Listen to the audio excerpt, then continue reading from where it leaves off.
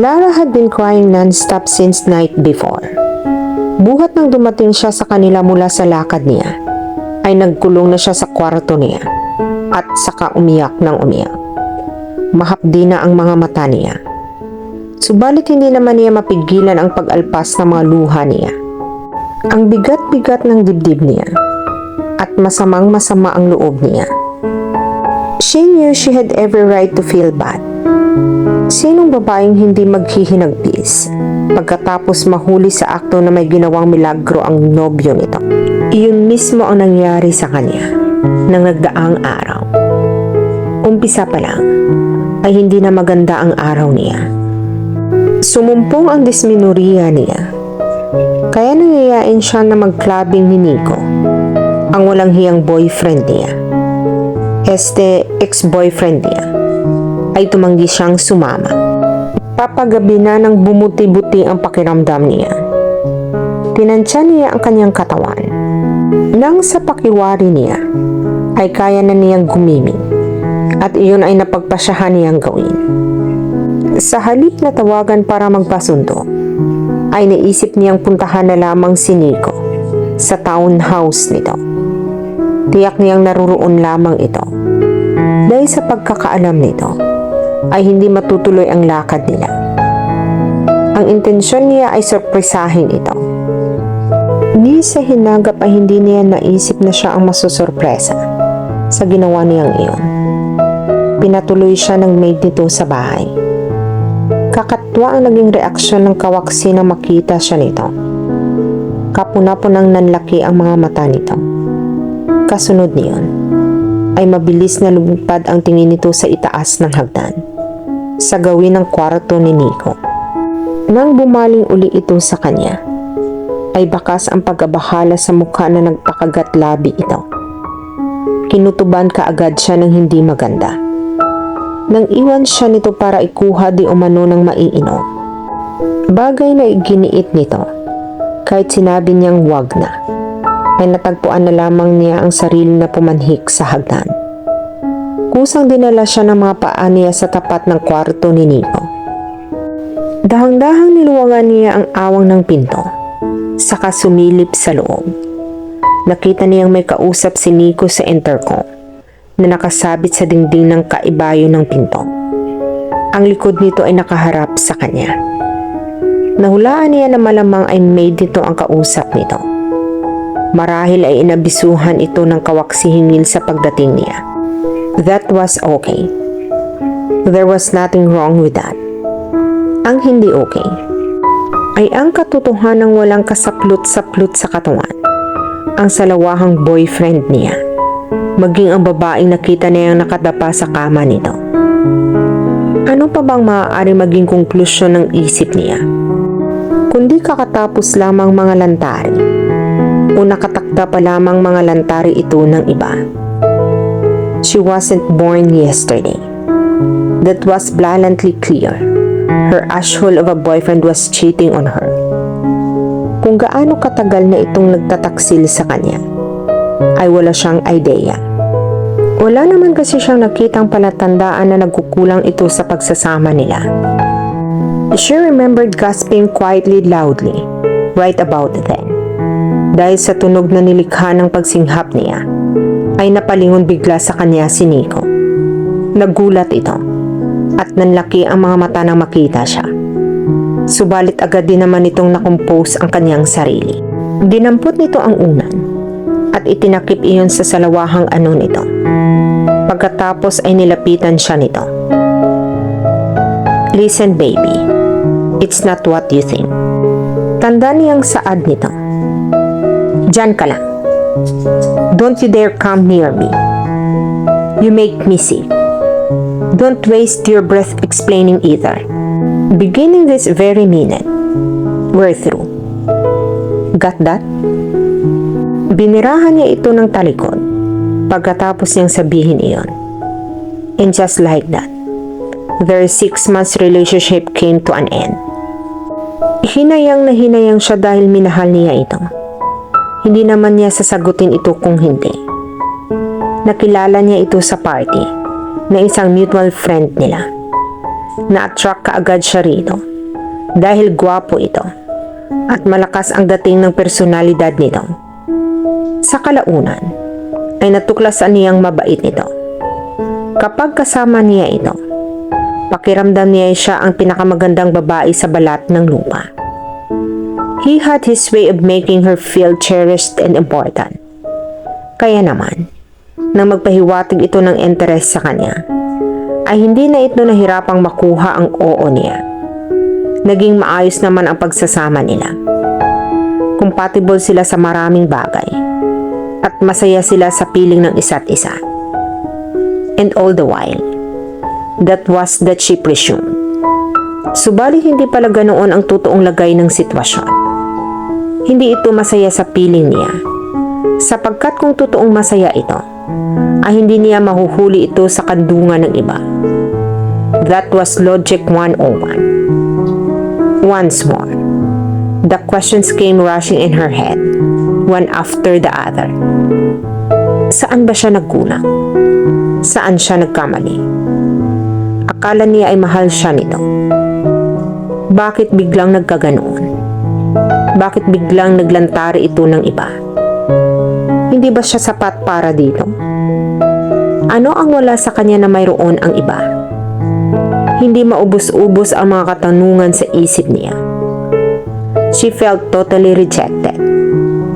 Ayaw na ayaw niya ang ganoong pakiramdam. It reminded her all too much of that encounter with her father that happened so many years ago. Parang pelikulang insidenteng iyon. Sagunitian niya sa kahit anong pilit niya ay hindi mabura-bura sa isip niya.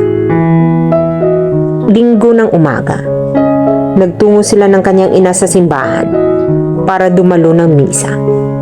Nang matapos ay pinaghintay siya nito kasama ang yaya niya, malapit sa entrada ng simbahan.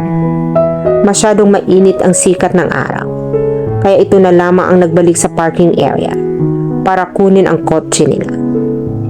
Habang naghihintay roon, ay laking galak niya nang matamaan niya ang kanyang ama sa di kalayuan. Ilang araw na rin itong hindi umuwi sa bahay nila, kaya ganoon na lamang ang tuwang niya na naramdaman. Her father traveled a lot on business, or so they had her believe. Sa labis na kasabikan, ay hindi na siya napigilan ng yaya niya nang takbuhin niya ang kinaroroonan nito. Maya't maya ang pagtawag niya rito ng daddy. Pero kahit anong lakas ng pagsigaw ng gawin niya, ay tila hindi siya naririnig nito. Nang gustong makalapit na siya rito, ay otomatikong itinaas niya ang kanyang magkabilang bisig. Tanda na nais niyang magpabuhat dito. Nakagawian na niyang gawin iyon tuwing sumasalubong siya rito. Hindi gumuhit sa inaasahan niyang masayang ngiti sa mga labi nito. Sa halip, ay nanatiling blanko ang ekspresyon ng mukha nito. Sa labi sa pinagtakhan niya iyon, ganoon din ang hindi siya binuhat nito, tulad ng parating ginagawa nito. Gayon pa man, ay hindi siya nawala ng loob. Ipinulupot niya ang maiksing bisig niya sa hita nito. I missed you, Daddy. Malambing na tura niya. Nabigla siya sa sunod na ginawa nito. Dahang-dahang kinalas nito ang mga braso niyang nakakapit dito. Saka umatras palayo sa kanya. Nalito siya. Naguluhan. At oo, nasaktan. Bakit ganoon ang ginawi ng kanyang ama? Tatanungin pa lamang sana niya ito. Subalit may nauna nang nagsalita kaysa sa kanya. Who's Shihan? Tanong ng babaeng nun lamang niya napansing katabi pala ng kanyang ama. Bumaling siya sa pinagmula ng tinig. Isang matangkad na babae ang kanyang nakita. Ang isang kamay nito ay nakapatong sa pink stroller na nasa tabi nito. Gusto sana niyang silipin ang baby.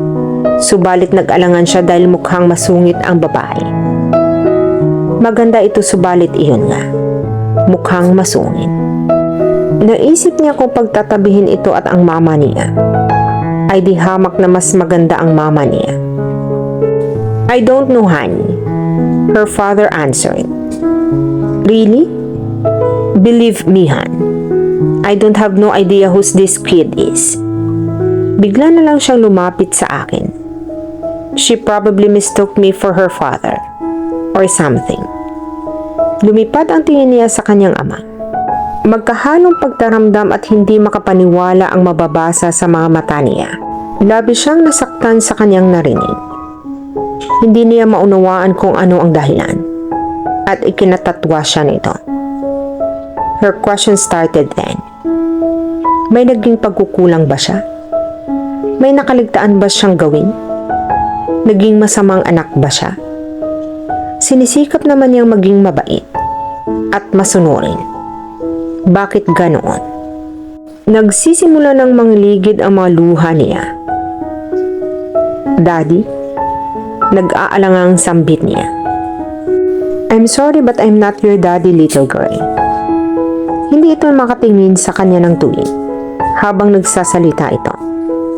Nakamaang lamang siya rito. Litong-lito siya nang hindi malaman kung ano ang iisipin. Hindi niya matanggap na ikinaila siya ng sariling ama. Nasaan ba ang mga kasama mo? Bakit mag-isa ka lang? Pagkakuhan ay tanong nito. Itinuro niya ang direksyon kung saan nakatayo ang yaya niya. Tila na estatwa ito sa di kalayuan at hindi ganap na makalapit sa kanila. Tinawag nito ang yaya niya at bahagya lamang niyang narinig ang naging palitan ng mga ito. Kapag kuwan ay kinuha ng yaya niya ang kamay niya at hinila siya palayo sa daddy niya. Noong bumaling sa kasama nitong babae ang ama niya at saka umakbay. Come on, Han. Let's go inside. Baka maubusan na tayo ng mauupuan. Nakasunod sa palayong figura ng kanyang ama ang mga mata niya hanggang sa tuluyan na itong maglaho sa paningin niya. She remembered she had just turned 4 when the church incident happened. 22 na siya ngayon. Ibig sabihin ay 18 taon na ang lumipas. Buhat ng maganap ang pangyayaring iyon. Subalit ang sugat na nilikha ng pagtatwa sa kanya ng kanyang ama ay hindi pa rin lubusan na naghihilom. Nang tumuntun siya ng hustong edad, ay saka lamang ipinaliwanag sa kanya ng kanyang ina ang relasyon nito at ng kanyang ama. It turned out that she was a legitimate daughter of her father. Kilalang business tycoon ang kanyang ama. Kilala rin ito bilang better half ng socialite na si Teodora Lopez. From day one, her mother knew that her father was a married man. Gayunpaman, ay sumigi pa rin ito at nakipagrelasyon sa kanyang ama. Sa kabila ng kaalamang isang pamilyadong lalaki ito, ang tanging katwirang ibinigay nito sa kanya ay mahal na mahal daw kasi nito ang kanyang ama. Buhat na magkausap sila ng masinsinan ng kanyang ina, ay naging malinaw sa kanya ang lahat. Kaya pala siya ikinaila ng kanyang ama noon sa simbahan ay dahil kasama nito ang asawa nito. Ayon sa kanyang ina, walang kaalam-alam ang babae na mayroong kinakasama at may anak sa iba ang kanyang ama. Her shrink believed that betrayal, that rejection done by her father years ago, was to blame for why she was the way she was today. Ang sabi pa nito, maituturing na defining moment daw ng pagkatao niya ang insidenteng iyon. She regularly saw a shrink and she started real young. Ilang taon na rin siyang nagpapatherapy. Nagkaroon kasi siya sa face ng bata siya, kung saan naging malungkutin siya.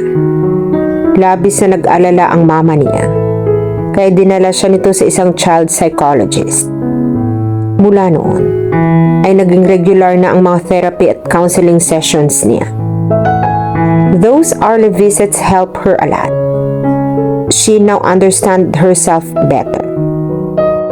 She had learned to accept the fact that she was one very insecure person. Lagi siya naghahangad ng validation mula sa ibang tao. Noong bata-bata pa siya, approval mula sa mga kaibigan, teachers, at kaeskwela niya ang hinahanap niya. Nang magdalaga naman siya, mula sa mga nagiging nobyo niya, She had quite a number of boyfriends over the years. Dahilan kaya nagkaroon siya ng hindi magandang reputasyon sa crowd na kinabibilangan niya. Hindi lingid sa kaalaman niya. Cheap at easy ang bansag sa kanya ng ilang mga so-called friends niya kapag nakatalikod na siya. Siguro nga ay tama ang mga ito. Kung susumahin kasi ay panlabing-4 na boyfriend na niya si Nico. She was just 22. Maaga kasi siya nagsimula. 12 taong gulang lamang siya nung una siyang nagka-boyfriend. Sa umpisa, ay may turing na pa-cutie-cutie lamang ang mga relasyon niya. Kumbaga, ay laro-laro lamang. Nag-umpisa lamang siyang magseryoso noong 17 taong gulang na siya. Nag-uumapaw ang pag-ibig niya para sa nobyo niya, na ang pangalan noon ay si Kurt. Hindi naman niya malaman kung ano ang nagustuhan niya rito. Arugante ito. May pagkayabang. Hindi thoughtful. At walang pakialam sa iba. Ang tanging mahalaga lamang dito ay ang sarili nito. Still, she fell for him. Hard. Masasabing nahibang siya rito. She followed him around almost everywhere. Hindi siya matahimik kapag hindi niya alam kung saan ito naroroon. Para talaga siyang na-obsess dito.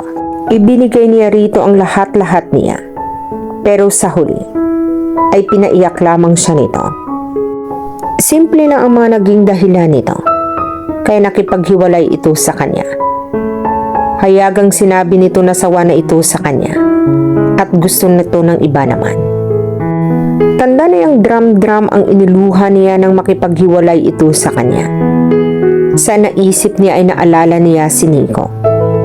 Ilang drum ng luha kaya ang mapupuno niya ng dahil dito.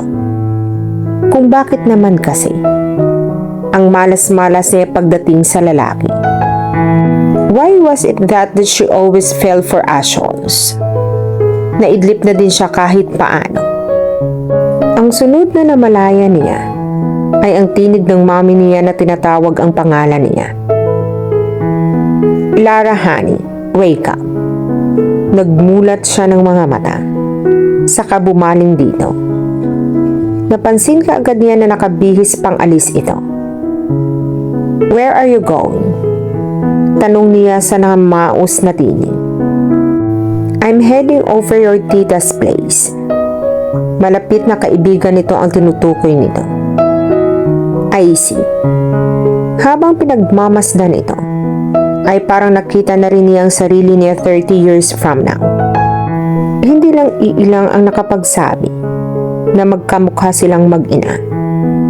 Wala siyang reklamo roon. Her mother was a very beautiful woman. Kahit malapit ng mag-50 ito, ay mukha pa rin itong bata. Gusto mo bang sumama sa akin? Tanong nito kapag kuwan. Ngumiti siya saka umiling. Are you sure? Lihim siyang napailing. Kailangan pa ba nitong itanong iyon? Sigurado siyang napunanan nito na ang mugtong-mugto ang mga mata niya. Hindi ba nito naisip na wala siya sa tamang kondisyon para makihalubilo sa ibang tao? Yes, I'm sure. Anya. Alright. See you later then. Her mom kissed her on the cheek before leaving her to the wallow once more in her misery. 5 years later, Patty was christened Patricio Marco Montenegro IV. He was privileged enough to be born into the affluent Montenegro clan. Theirs was a family that started out rich and grew even richer over time. How could they not when all the Montenegro men himself included? He was proud to be born a Montenegro, and he had no qualm about enjoying the privileges that came along with the surname. Sa madaling sabi, marunong siyang maglaro. His playthings consisted of 2 yachts, docked in Maya-Maya, a trimaran and a catamaran. His favorite car was a toss between his Aston Martin V12 Vanquish and his recently acquired Maserati Spider. And then there was a 9-seater Cessna which he flew himself when he had the time. His playmates were vast and varied as well. From a 40-something actress to be pampered princess barely out of college. Hindi siya nauubusan ng mga nakakarelasyon. And these ladies were more than willing to be begged by him at the drop of a hat. Just a call from him and they would come a-running. Of course, together with the sweet life came tremendous responsibility. Lumaki siyang nakatimuno na sa isip niya na balang araw, pamumunuan niyang lahat ng mga ari-arian ng pamilya nila. He was, after all, the eldest grandchild of the most senior of the Montenegro men. His namesake is Patricio. Hindi biro ang tungkulin na naghihintay sa kanya. Nakakalula iyon. Kung karaniwang nilalang lamang siya, ay malamang hindi niya magampanan iyon ng mabuti. Subalit hindi siya karaniwang nilalang lamang. He was a Montenegro. He knew he could do the job no matter how daunting it was. Musmus pa lamang siya, ay sinanay na siya ng kanyang ama at abuelo para sa mga responsibilidad na naghihintay sa kanya. Masasabing kinondisyon na siya ng mga ito, ang puso't isipan niya upang yakapin at mahalin ang kanyang ligado, at ganoon din ang nangyari. Nang makuha niya ang kanyang MBA mula sa Stanford ng nagdaang taon, ay sumuong agad siya sa kanyang responsibilidad. Sa kasalukuyan, siya ang tumatayong presidente sa Montenegro Innovations, na isa sa halos 20 kumpanya sa ilalim ng bubong ng Montenegro Group. MNOV at it was called was, but a medium-scale company. Kaya-kaya niyang patakbuhin iyon kahit nakapiring ang mga mata niya. He knew he was there for one reason, and one reason alone, and that was to train. There were bigger things in store for him, namely, the whole Montenegro conglomerate. That morning, he went to work determined to exceed that was expected from him. Parating ganoon ang mindset niya. He usually kept this morning busy doing his paperworks. Then at around noon, he would grab a quick bite before spending the rest of the afternoon talking with his people. MNOV consisted of 500 employees, give or take. He always said to it he was open to each and everyone's suggestions and ideas. Doon siya naiiba sa kanyang ama at abuelo. If they were running a country, his style of management could be considered democratic, while theirs was dictatorship. Old school kasi ang mga ito. Sa madaling sabi, tradisyonal. Gayunpaman, kapwa epektibo pa rin ang pamamahala ng mga ito. Dakong 12:00 ng tanghali, ay nakarinig siya ng mga katok sa pinto ng opisina niya. Pagkatapos ay bumukas iyon at sumungaw ang ulo ng assistant niyang si Venus. Your lunch is here. Anito? Good. Bring it in please. Tuluyang itinulak nito pabukas ang pinto. Saka nagtuloy sa loob ng opisina nito. Kasunod nitong pumasok ang isang uniformadong lalaki. Buhat ng matikman niya ang pagkain mula sa naturang restaurant, ay hinahanap-hanap na iyon ang dila niya. The food there was very delightful. He had been to almost all of the must-try restaurants here and abroad, but never had he tasted anything as sumptuous and as heavenly as the food served in that restaurant. Hindi niya alam pero mukhang nagayuma yata siya ng chef doon. It was a silly thought, of course. Hindi naman siya naniniwala sa mga gayu-gayuma, ngunit iyon lang ang eksplanasyon na isip niya upang ipaliwanag ang pagkakahumaling niya sa restaurant na iyon. Pihikan ang panlasa niya. Pero buhat ng matikman niyang lutuin sa restaurant na iyon, ay hindi na siya makakain sa ibang pagkain. It was ridiculous but true. Nagtatampo ang mga personal chef niya sa bahay Paano ay ang mga house help na lamang niya ang kumakain sa mga pagkain niluluto ng mga ito? Mahigit isang buwan na niyang guilty pleasure ang restaurant na iyon. It was about that long since he had his first taste of the food there. Marami nang nakakapuna na tumataba siya. And he knew it was true. Kaunti pa ay hindi na magkakasya ang mga damit niya. Iilang lamang ang nakaalam sa bagong adiksyon niya at kabilang naroon ang assistant niya na hindi nito kailangang itanong pa kung ano ang gusto niyang kainin dahil alam na nitong iisa lamang ang isasagot niya. At iyon ang chef specialty of that day ng restaurant. It's about time, he said. Ngumiti lang ang assistant niya.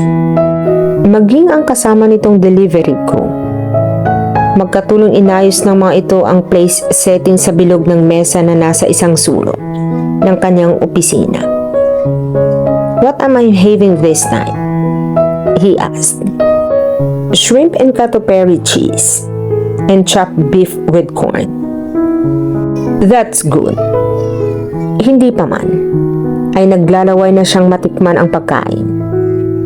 It sounded so exotic and smelled so divine. Naramdaman niyang kumakalam na ang sikmura niya. It made quite an embarrassing sound. Napatingin tuloy sa kanya ang assistant niya at ang delivery crew. Napangiti na lamang siya sa kanila.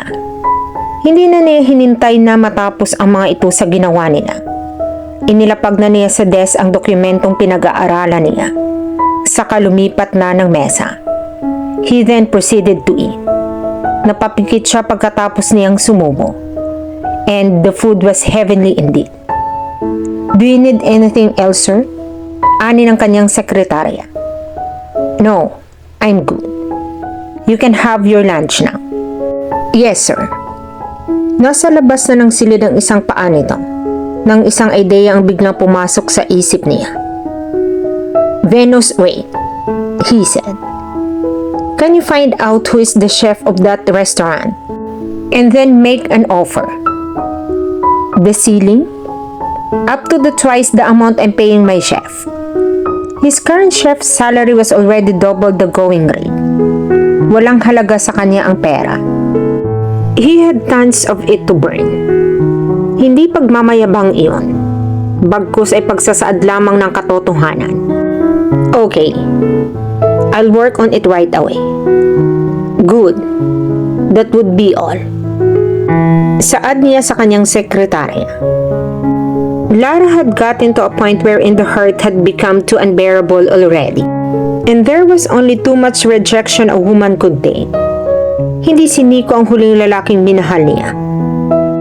She had fallen in love 3 more times in 2 years. That followed after she caught him cheating on her. And her heart got broken all those 3 times. Hindi niya malaman kung bakit palaging ganoon ang nangyayari sa kanya. Ginagawa naman niya ang parte niya.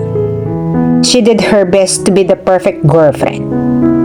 Still, no matter how much she tried, she always got shortchanged in the end. Pagod na siyang masaktan. And so she decided it was high time to stop the cycle once and for all. Naisip niyang marahil ay hindi talaga siya nilikha para sa isang romantikong relasyon. Some people were just born that way. Maybe she was one of those people. Every butch relationship she had in the past took away a small part of her. Kung hahayaan niyang magpatuloy ang cycle na iyon, ay baka wala nang matira sa kanya. Kaya tama na. Natutuhan na niya ang leksyon niya. It took a while. But the bottom line was, she did learn her lesson. Sa halip na maghagantag pagmamahal mula sa iba, bakit hindi muna ang sarili niya ang mahalin niya? She decided to do just that.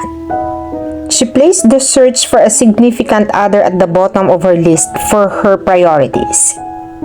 For now, or maybe for always, it didn't matter. The truth was, she didn't care anymore if she had a special someone or not. Ang mahalaga ay masaya siya. Yes, She was happy now. For once in her life, she was happy. And that was because she finally figured out what she was doing wrong with her life. She had been searching for love in all the wrong places. What she should have done from the start was love herself first and foremost. Paano niya makikita sa ibang pagmamahal na hinahanap niya kung siya mismo ay hindi niya matutuhang mahalin ang sarili niya?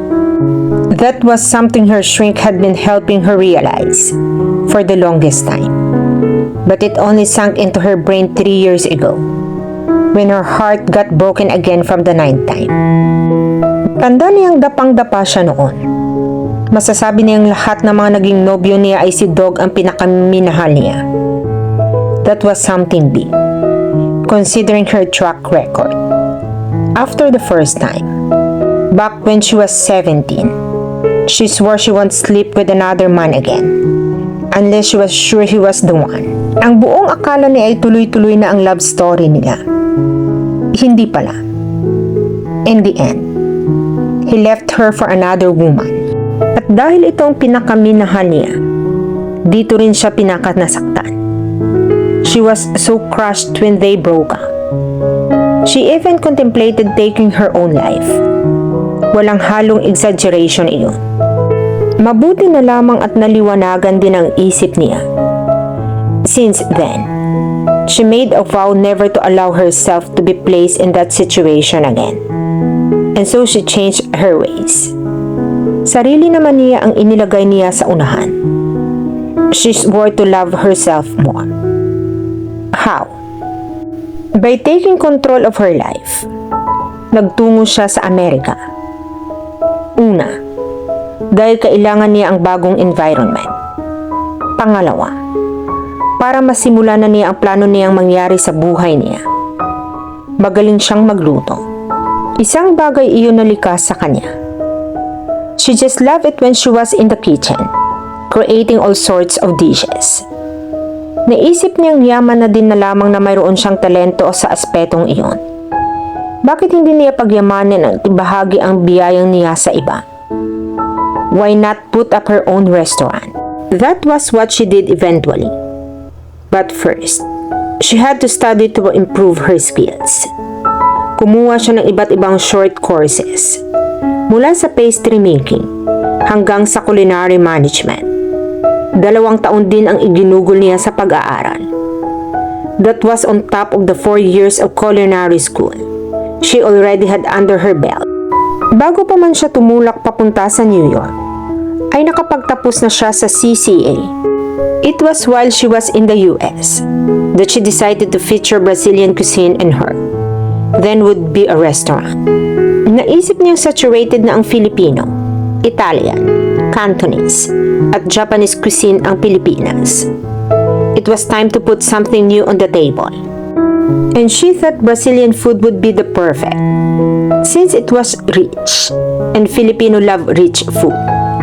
Pagbalik niya sa Maynila, ay hindi na siya nag-aksaya pa ng sandali. Kinausap niya ang kanyang ama, at sinabi niya rito ang plano niya. He was all for it. Gaya ng inaasahan niya. Hindi ito nangingiming bigyan siya ng puhunang kakailanganin niya. Her father had always been generous to her. When it came to money, iyon marahil ang paraan nito para makabawi sa kawalan nito ng mga panahon para sa kanya.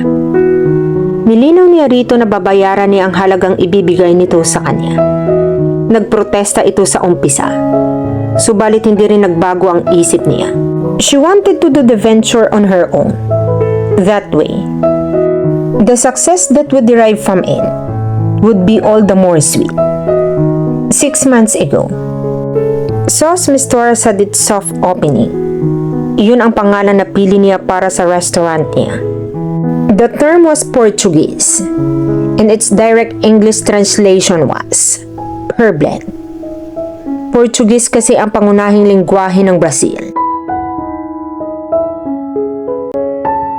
Mahirap noong simula. Subalit habang unti-unting nakikilala ang restaurant niya, ay unti-unti rin nararagdagan ang mga customers nila. Naibalik na niya sa kanyang ama ang kalahati ng perang hiniram niya rito. kaunting panahon pa, ay tiyak niyang maibabalik din niya rito ang kabuuang halaga. Her restaurant manager, Rina, was a blessing for her. Masipag ito at alam na nito ang gagawin sa bawat sitwasyon. Malawak na kasi ang karanasan nito sa pagpapatakbo ng isang fine dining restaurant. In other words, she didn't have to worry about the trivial things anymore because Rina had a handle on that. Iyon ang ginagawa niya ng mga sandaling iyon. Sa tulong ng kanyang kitchen crew na binubuo ng 10 junior chef, ay inihahanda nila ang order ng bagong set ng diners.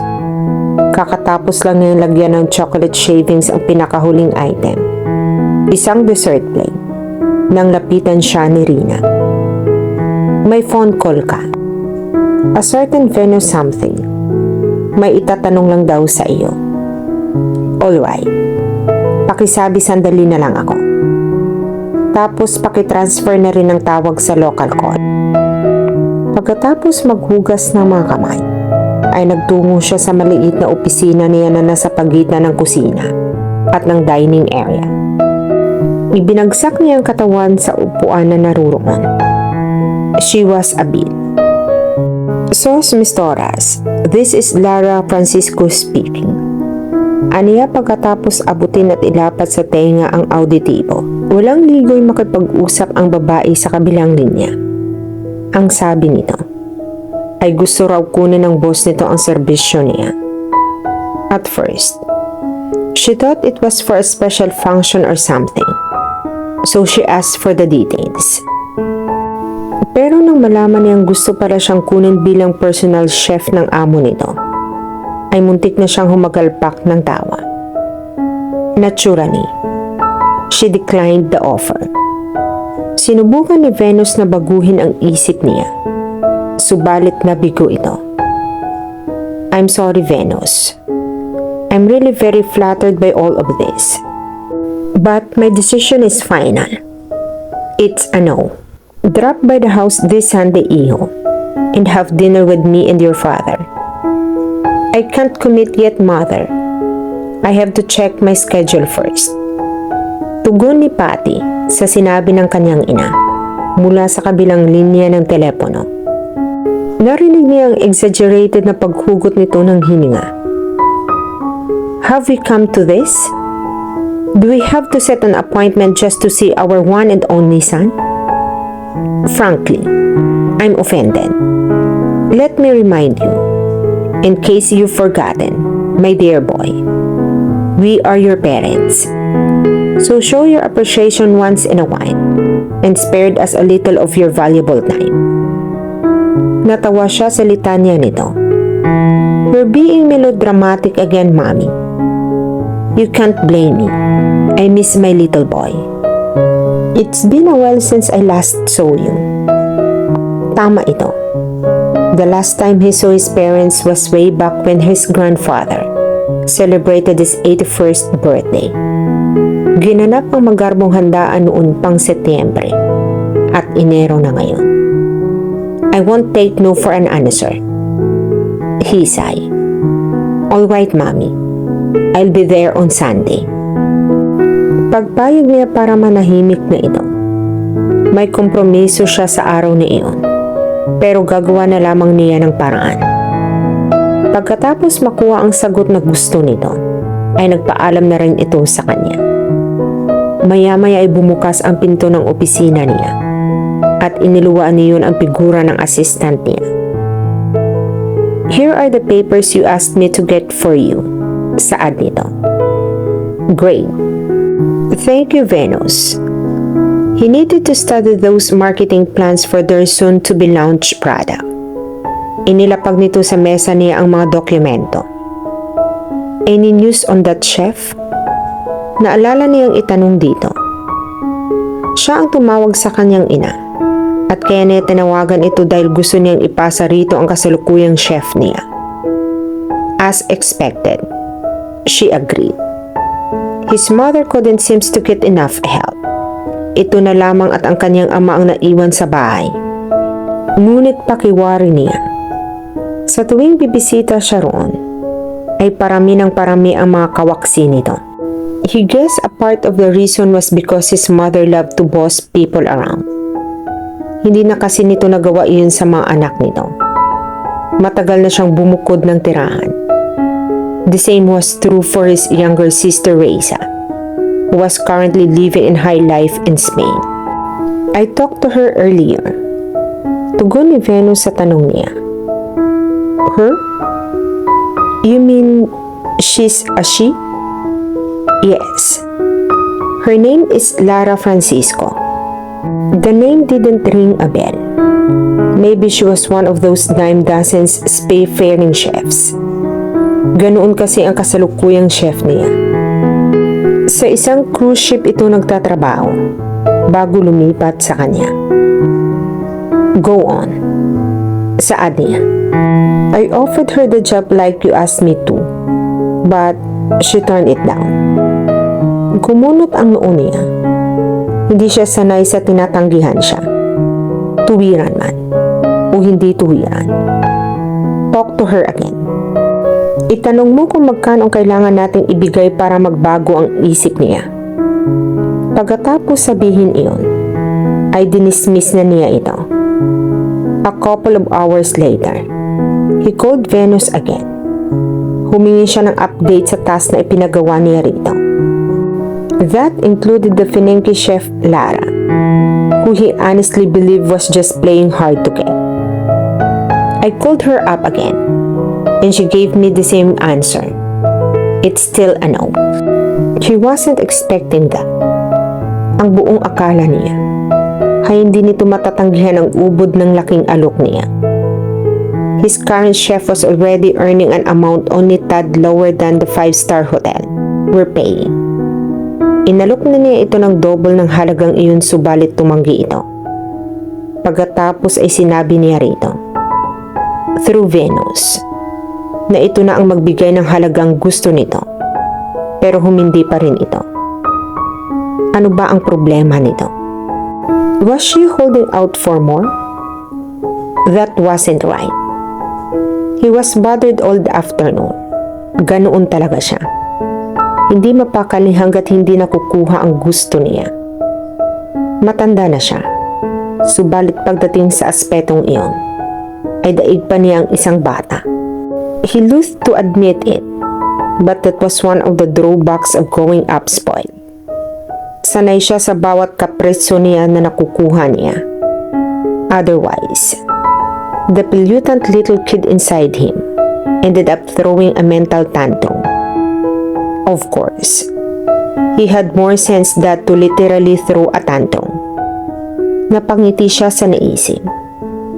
He imagined himself doing just that. Tiyak na magugulantang ang mga empleyado niya kung sakasakali. Pasado 7:00 na ng gabi nang makatanggap siya ng bisita. Si Faith. There was one person more spoiled than him on the planet. It was this girl. Hello, Brad. Bati niya rito nang walang abisong pumasok ito sa opisina niya. Faith's family and his were very close. Matalik na magkaibigan ang ama ng mga abuelo nila. That was how the kinship started. Nagpatuloy ang pagkakaibigan iyon. Sa mga sumunod na salinlahi, too bad Faith didn't have a brother. Kung sakali ay tiyak na matalik na kaibigan niya ang kapatid nito ngayon. Hey yourself. Are you done yet? My dad wanted me to ask you out to dinner. Pabor siya sa ideya. Nagugutom na rin siya. At nakakawalang gana ng kumain ng mag-isa. Naisip na rin kung saan niya ito dadalhin para kumain. Okay, you're lucky. Maswerte ka at wala akong ibang plano ngayong gabi. Totoo iyon. And if you did, you'll cancel whatever it is you have planned and go out with me? Or else, lagot ka kay daddy. Natawa siya. That was truth. Both their family keeps throwing them on each other. Her father more than his parents. Iisa na lang ang magulang nito dahil ulila na ito sa ina. A few years back, her mother died for an ovarian cancer. It was understood that he and Faith would marry someday. Batid niyang malapit nang mangyari iyon. It was only a question of waiting for Faith to grow up. Mas bata ito sa kanya ng 9 na taon. He was 33 now, while she had just turned 24. Bata pa lamang sila, ay kapwa alam na nila na balang araw ay magiging mag-asawa sila. Wala siyang maramdaman pagtutol sa planong iyon. Paano niya tututulan ng isang bagay na bago pa man siya lubusang nagkaisip, ay natutuhan na niyang tanggapin? He knew he could play around all he wanted for now. But when the time came, it was Fate who would ultimately settle down with. Isang eventuality iyon na hindi niya maaaring takasan. It was like death. Eventually, everybody would die. Not that he thought a life with Fate would be like a death sentence. Ang totoo ay sang-ayon din siya sa kasunduan ng pamilya nila. Given his status, it was hard to look for a partner without doubting her intentions. At the back of his mind, he would always wondering whether or not his bride chose him for himself or for his hefty bank account. With Faith, he didn't have to worry, since her family was almost as wealthy as his was. Nasisiguro niyang magiging mabuting asawa at magiging ina ito. Despite the pettiness, she was basically a good person, and she was real pretty too. May mahihiling pa ba siya? Huwag nang idagdag ang mabuting maidudulong ng pagpapakasal nila sa mga negosyo ng kanya-kanyang pamilya nila. Right, I'll be a couple of minutes more. In the meantime, amuse yourself first. Ania, hurry up. You know I hate waiting. Tila kondensadang saad nito. You do what you have to do, okay? I'll just go to the ladies' room. Napangiti na lang siya. Didn't he just say she was spoiled? Nagpakawala ng buntong hininga si Lara nang lumapat ang pag-upo niya sa kitchen stool. Ang akala niyang hindi nang matatapos na peak hour rush ay sa wakas natapos na din. Na-serve na ang lahat ng order. Sumakatuwin. Nagampanan na niya ang tungkulin na kailangan niyang gampanan. It was now time to wind down. Minasahin niya ang binti niyang kanina pang nangangalay. Ang downside ng trabaho niya ay palagi siyang nakatayo. But it was alright. Although her job was tiring, it was also very rewarding. Habang nagpapahinga siya, inilapitan siya ni Rina. Halika muna sandali. May fan ka na naman. Anito. Hindi na nito kailangan mag-elaborate pa dahil naunawaan kaagad niyang ibig nitong sabihin. Dumarating talaga ang pagkakataon na pinapatawag siya ng customer para purihin. She could do without the attention but she guessed it came with the job. Ayaw niyang magkaroon ng impresyon ng ibang tao na prima donna siya. Kaya kahit mas gusto sana niyang magpahinga, ay sumunod na rin siya kay Rina na nagpatiuna na palabas ng kitchen area. Dinala siya nito sa bahagi na nakareserba para sa mga VIP clients nila. Para sa karagdagang privacy, may mga accordion dividers na tumatabing sa bawat mesa na naroon at malayo iyon sa main dining area. Tumigil siya sa pinakadulong mesa kung saan ang isang babae at isang lalaki ang nakaupo. The woman was in her early 20s. Maganda at halatang may kaya ito. Everything on her screamed signature. She knew because she's not too long ago, she was like her too. Kinabaliwan din niya ang mga fashion trends. Basta bago at basta sikat, kailangan mayroon din siya. There was a time when she let her clothes carry her and not the other way around. Pero ibang-iba na ang closet niya ngayon. Ang mga damit panlakad niya ay nasa dulo na ng rack. Ang nasa bungad ay mga puting uniforme niya. Kahit maaari namang hindi, ay tinitiyak niya na palagi niyang suot ang chef uniform niya kapag nasa kusina siya. Iyon ang suot niya ng mga sandaling iyon. Hindi na niya maalala kung kailan siya huling nag-shopping. Para saan pa? She didn't need all those clothes to boost her spirit anymore. Bukod doon, zero na ang social life niya ngayon. Kaya saan naman niya gagamitin ang mga damit na pamimilhi niya? Nevertheless, she still knew her labels. She recognized the girl's pink and green purse. It was Juicy Couture. On her top was Michael Masons. Hindi niya makita ng lubos ang jeans nito dahil nakaupo ito. Pero kung hindi siya nagkakamali, ay Taverniti Su iyon. On the other hand, the guy he was with looked like a typical executive. Naka-business suit ito, complete with coat and tie. He could pass for a doctor quite easily. Ang linis-linis kasi at bango-bangong tingnan ito. But he executed so much power and confidence to be mistaken for a mere doctor. Kitang-kita niya ang tiwala nito sa sarili at sa body language nito. And his eyes. They look so intelligent. Parang mga baol ng karunungan ang mga iyon. Nagsalita si Rina. Hello again. I would like to introduce you to Chef Lara. Lara. This is Mr. Pani Montenegro and his companion. Faith.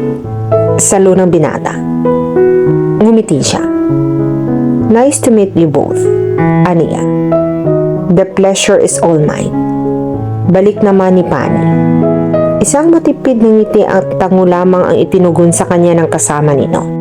If I may, I would like to invite you to join our table for a while. Alright. Nagpaunlak siya.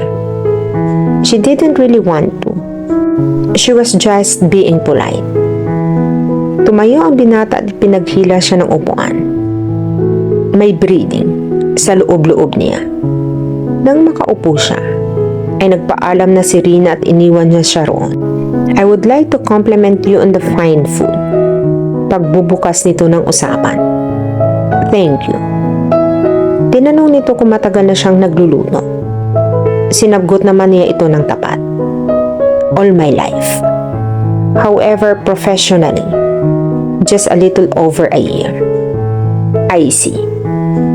Pagkatapos ay tinanong nito kung anong culinary level na siya. Executive chef. Bali walang tugon niya. Technically, wala pa talaga siya sa level na iyon dahil kulang pa ang certifications niya. Pero dahil restaurant niya iyon at siya ang nagpapatakbo ng kusina, ay maituturing na executive chef siya by default. Marami pa itong itinanong sa kanya. Itinanong din siya kung ano-anong kusin ang kaya niyang lutuin, kung saan siya nag-training, kung ano ang specialty niya, kung gaano karami ang mga plato na kaya niyang ihanda sa isang meal, at kung ano-ano pa. Ang lahat naman ng tanong nito ay sinagot niya sa abot ng kanyang makakaya. Ano ba ito, Mr. Montenegro? Q&A portion para sa isang press con? Maya-maya ay himig nagbibirong tanong niya. Pani. Just call me Pani. Ang dami mo namang tanong, Pani.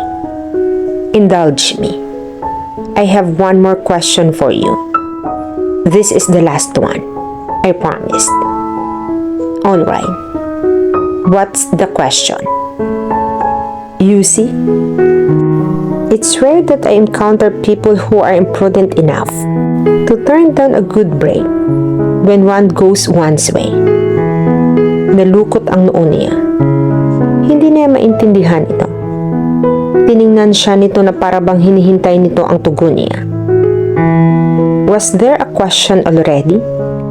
Nagpatuloy ito. My assistant tells me you turned down my offer. Suddenly, everything became clear to her. So you're Venus' boss? She asked. Nakadama siya ng bahagyang iritasyon nang maalala ang sinabi nito. Siya ba ang tinutukoy nito na imprudent? What was he driving at? At wala siyang common sense dahil tinanggihan niya ang alok nito. Ganoon ba iyon? The one and only. Thank you for the offer, Pani. I'm really flattered. But like I keep telling your assistant, I will not accept your offer. Lalo na ngayon at nalaman ko na malinaw ang kapritso mo lang ito. If you're concerned I'm being imprudent, I assure you I'm not. Dagdag niya na binigyang diin ang huling kataga. Touchy. Aren't we? Can I be honest with you, Pani? By all means. You look like someone who's used getting your own way.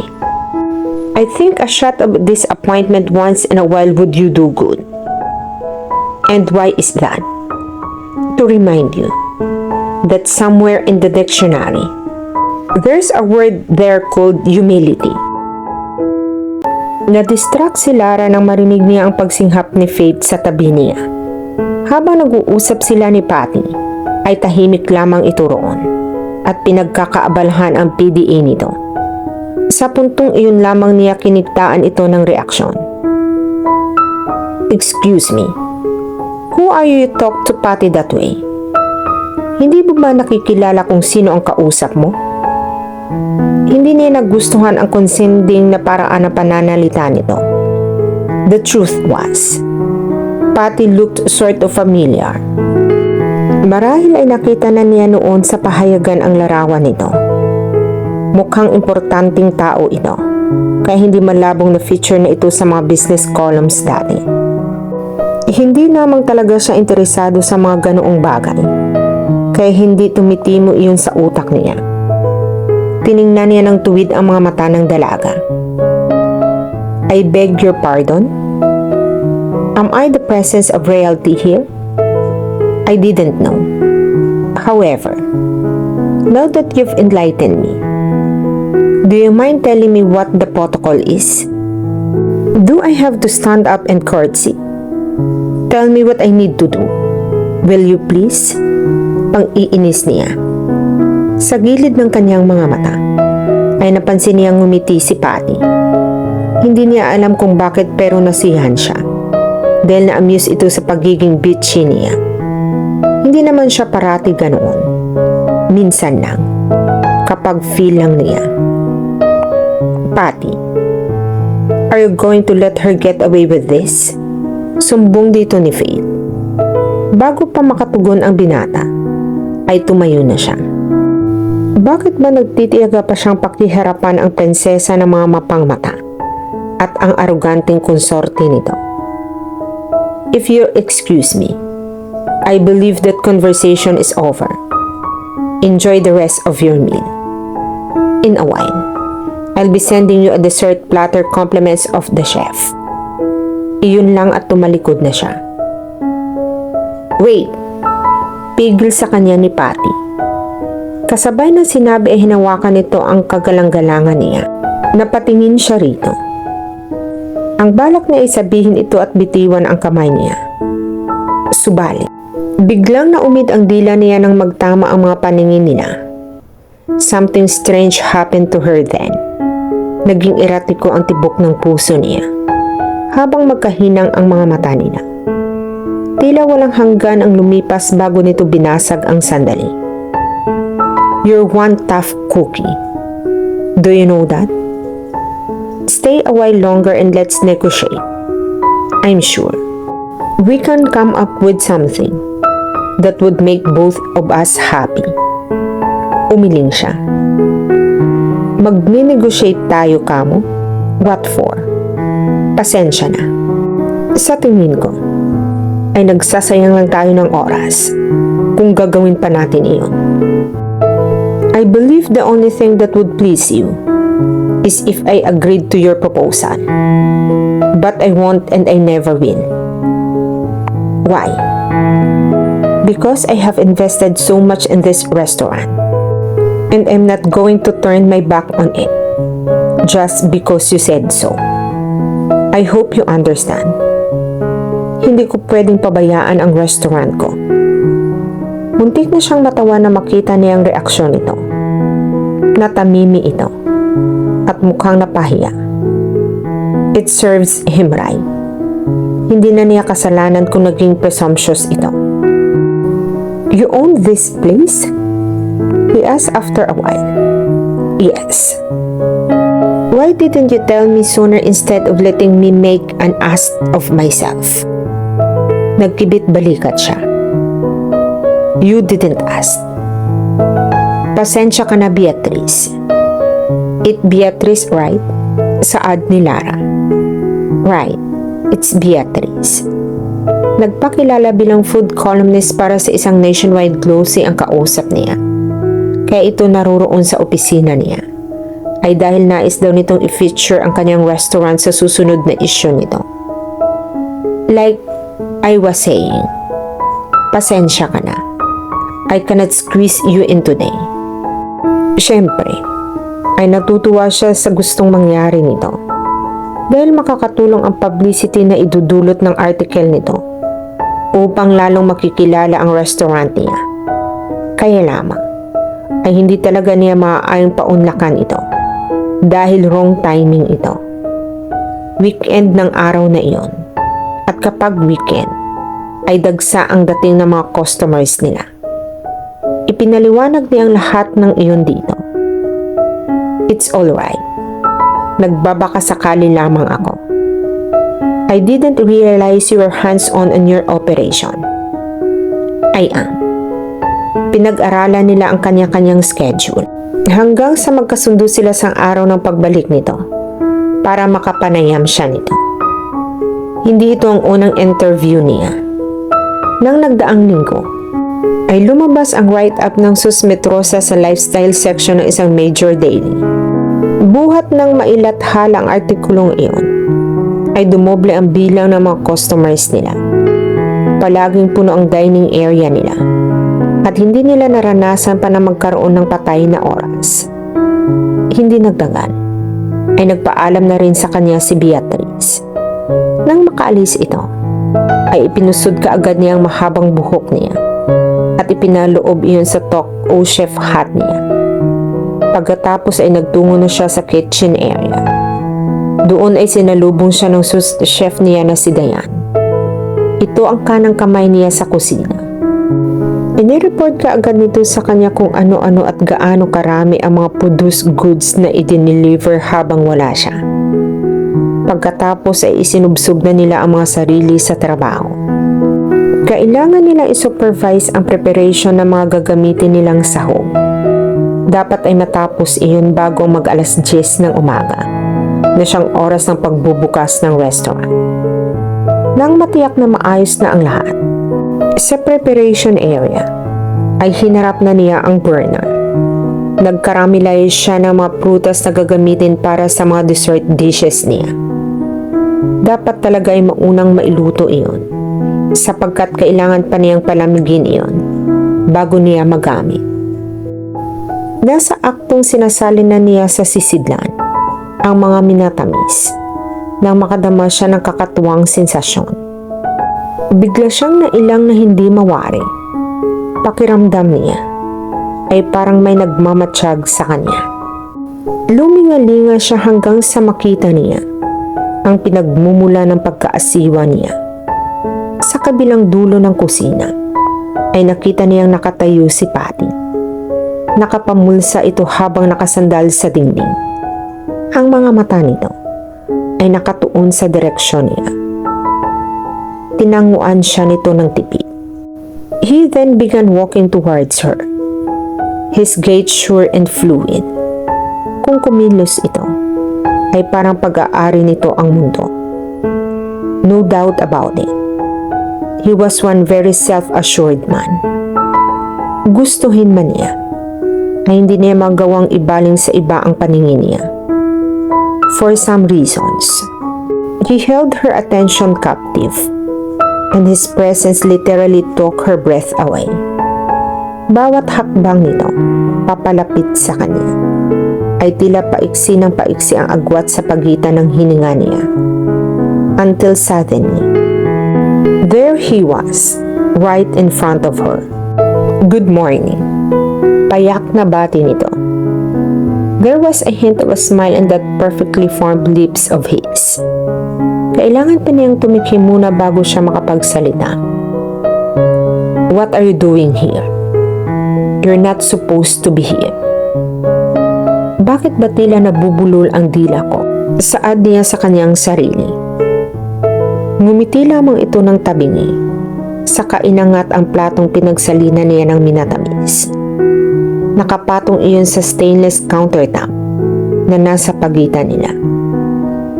"Nice." Anito pagkatapos amuyin ang pagkain. "Don't touch that." Saway niya rito. Tumawa ito ng bahagya. "Chill, woman. Ang aga-aga ang init agad ng ulo mo." "Hey, mister. You don't get to tell me what to do.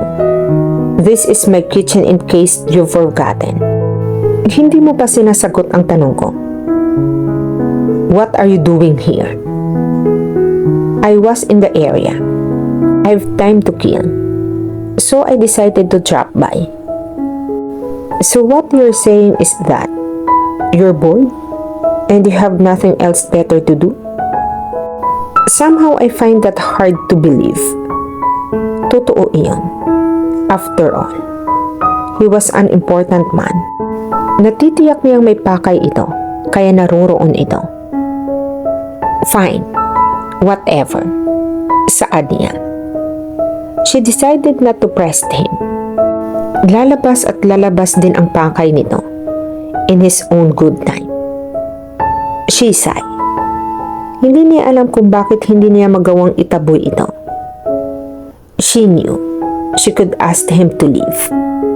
Marahil ay curious din siyang malaman kung ano talaga ang sadya nito sa kanya.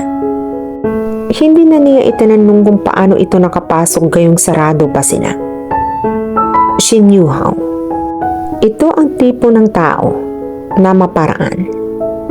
Kahit hindi pa niya gaanong kilala ito, ay natitiyak niya iyon. She wouldn't be surprised to find out that he charmed his way inside her restaurant. Nagpasya siyang ignorahin na lamang ang presensya nito. But it was hard. Hindi siya mapalagay, sapagkat alam niyang naroroon ito at nakamasid sa kanya. Nagpatuloy siya sa gawain niya. Minutes passed. "Wala ka ba talagang balak umalis?" Maya-maya hindi na nakatiis na tanong niya. "Pinapaalis mo na ba ako? And be accused of being rude to you. Sabihin mo na lang, and I leave.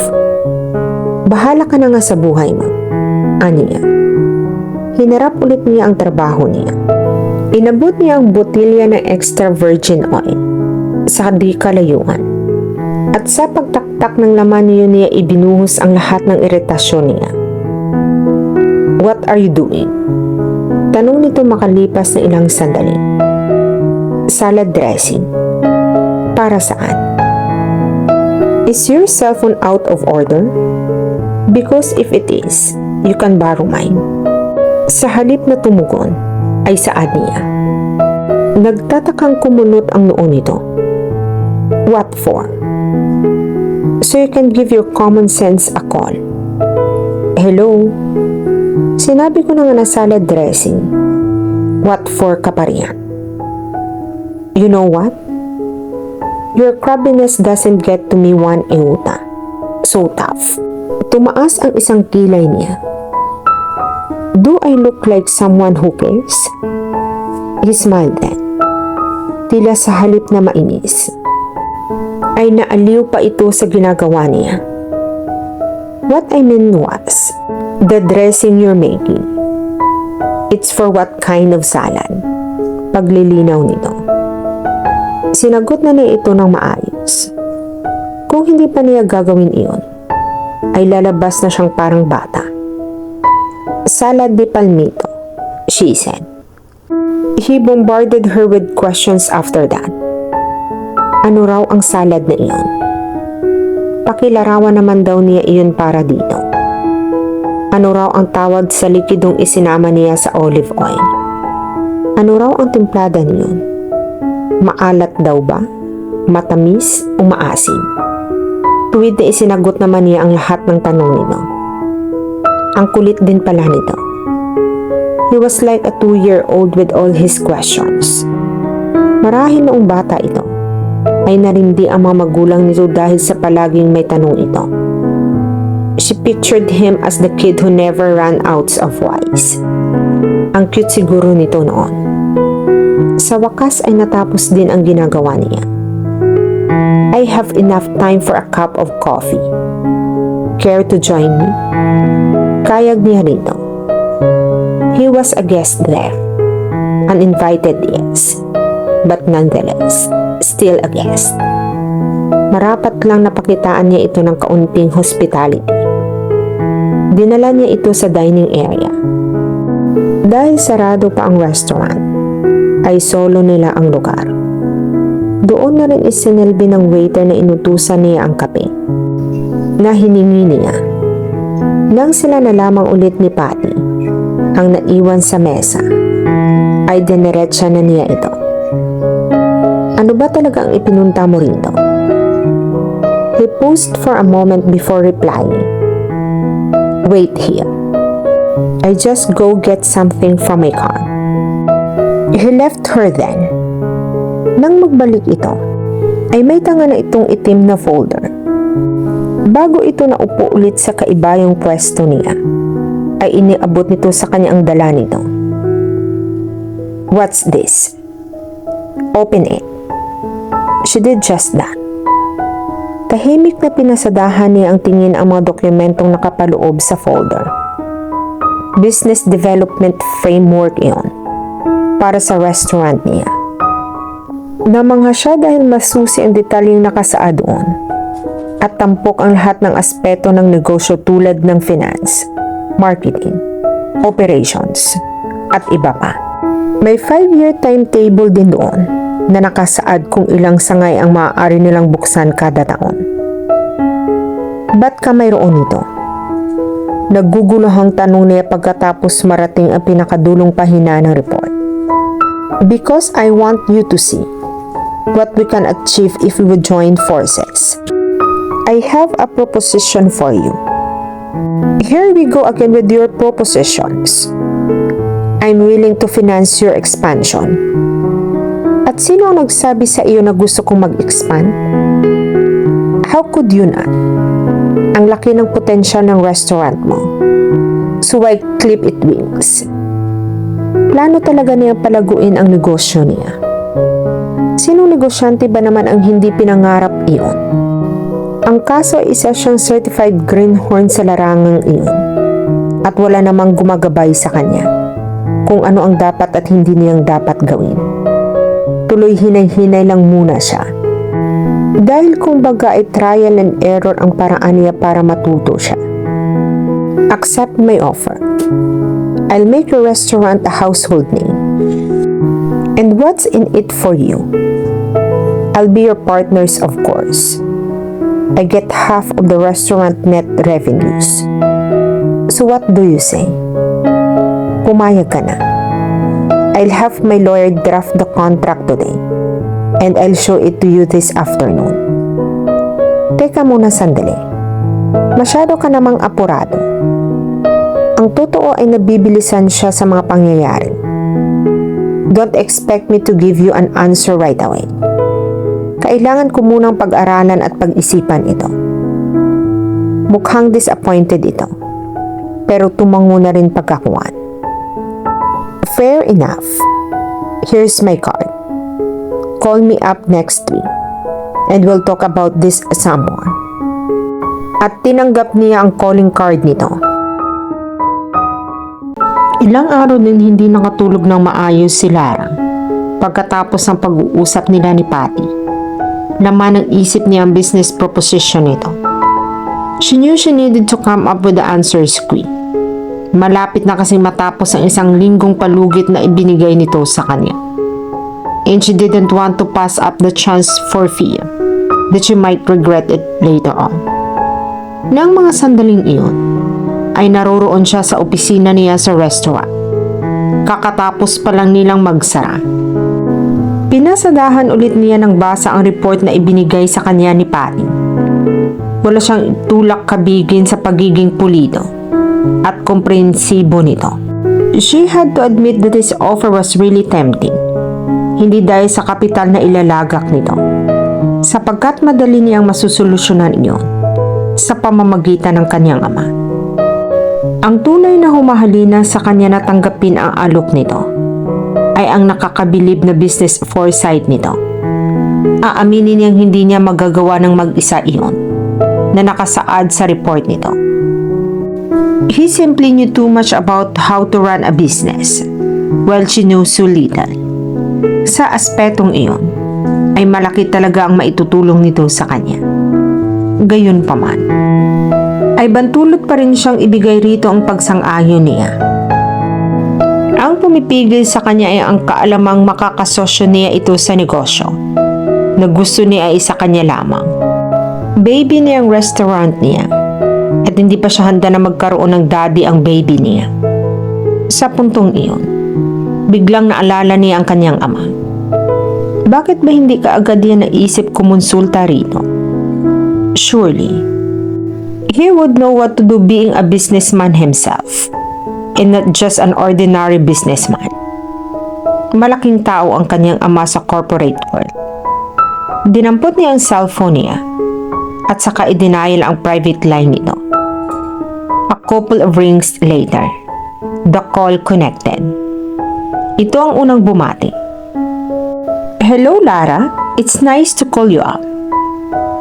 Hi Dad. Balik-bati niya rito. Namayani ang katahimikan. Her relationship with her father was odd, to say the least. Mahal niya ito at nararamdaman niyang mahal din siya nito. Subalit, wala silang laya na ipamalas ang pagmamahal nila sa isa't isa. Sadyang naroroon ang limitasyon at ang pagkainang. Tanggap na niya ang bagay na iyon. At matagal na niyang kinalimutan ang maghangad ng higit pa sa kayang ibigay nito sa kanya. She had long since reconciled with the fact that her father didn't belong to her. Noong bata siya, ay nahirapan siyang unawain ang kalagayan nilang magpamilya.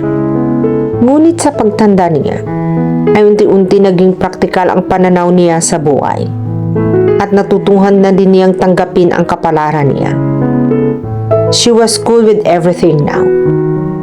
Oo, nagkamali ang mga magulang niya at ang naging resulta ay siya. But so what? Tough break for everyone involved, but it was just the way life was. No good could come out of dwelling about the situation. Ang pinakamainam niyang gawin ay bilangin ang blessings niya sa halip na magsinter sa kung ano nang wala siya. She led a comfortable and contented life. She was healthy. Both her parents were healthy and seemingly happy. Hindi na masama iyon. Alam niya marami riyan na hindi kasing palad niya. Where are you?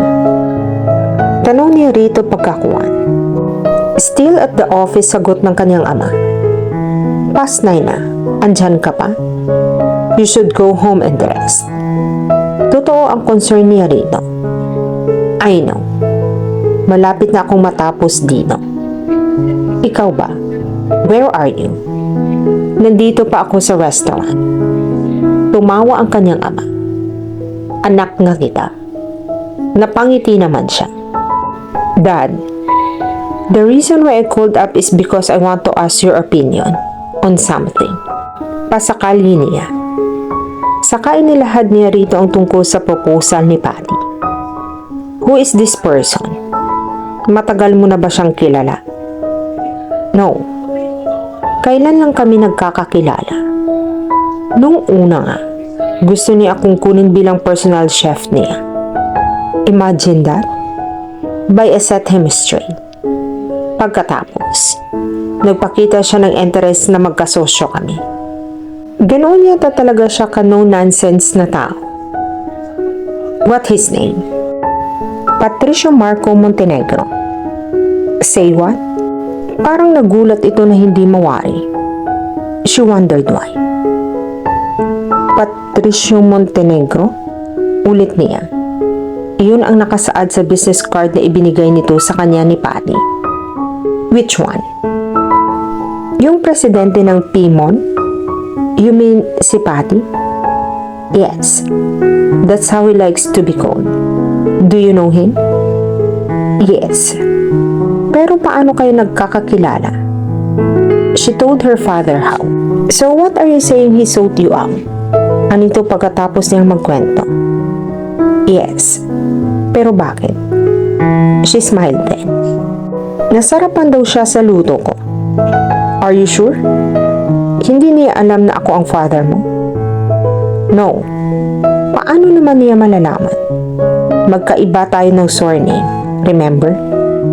Ang ginagamit niyang apelido ay maiden name ng mama niya. Her mother was married now. Matagal nang nagkahiwalay ang mga magulang niya. At ngayon ay nasa Australia ito. Kapiling ng bagong asawa nito. Are you sure? Paninigurado sa kanya ng kanyang ama. Yes. Why, Daddy? Is there something wrong? No. No, nothing's the matter. So anyway, inalok niya ako na magsosyo kami at bibigyan niya ako ng 1 linggo para mag-design. The week is almost over, but I still don't know what to do. I need your opinion. Sa tingin mo ba, okay lang na pumasok ako sa venture na ito? Answer this first. Gusto mo ba? Marami siyang magandang idea. Lahat na na-imagine kong mangyari para sa restaurant ay naisip niya at higit pa roon. So the answer is yes? Yes? So what's stopping you then? This is my restaurant. Gusto ko akin lang ito. I see. Sagot ng kanyang ama. I have to admit I need his help. Ang kaso, paano kung lulukuhin lang niya ako? Sa tingin niya ay hindi naman gagawin sa kanya iyon ni Patty. Pero wala siyang tiwala sa kakayahan niyang kumilatis ng tao. She had been wrong so many times before. Like I said, I don't really know him. Kailan lang kami nagkakakilala. You can trust Patty. Take my word for it because I know him personally. He's a good kid. Very honest. At tama ka. Malaki ang maitutulong niya sa iyo. He's a very talented businessman, just like his father and his grandfather before him. Believe me, malayo ang mararating ng restaurant mo with him sitting at the co-pilot's chair. Bukod doon, marami kang matutuhan sa kanya. Are you sure, Daddy? Very. With regards to your other concern, about your wanting to be the sole owner of your own restaurant, this partnership doesn't have to be a permanent one. Pwede ba yun? Yes. Agree to the proposal and see if the things work out. If it doesn't, buy him out. End of problem. Ako na ang bahala sa perang kakailanganin mo. Paano kung hindi siya pumayag? Hindi siya pwedeng tumanggi. Kung sa una pa na kasama na sa clause ng kontrata ninyo ang option mo na bilhin ang party niya, kung kailan mo naisip. What her father said made perfect sense to her. Natuwa siya at naisip niyang konsultahin ito. Dahil kung siya lang ay hindi niya maiisip ang solusyon nito. Nagpasalamat siya rito. At saka sinabing tutulugan muna niya ang desisyon niya. Dad, kung ano man ang magiging desisyon ko, ipapaalam ko. Her voice trailed off when she heard a voice from somewhere over her father's end call. Daddy. Napiyo kaagad niya ang tinig na iyon ay galing sa nag-iisang kapatid niya rito na hanggang ngayon ay hindi pa siya nagkakaroon ng pagkakataong masilayan. I came to fetch you because it's late already. Malambing na dagdag ng tinig na iyon. And then she heard a loud smack. Hinalikan marahil ng kapatid niya ang pisngi ng kanilang ama. She realized her sister was sweet and was glad, for her father saying, "Hi baby."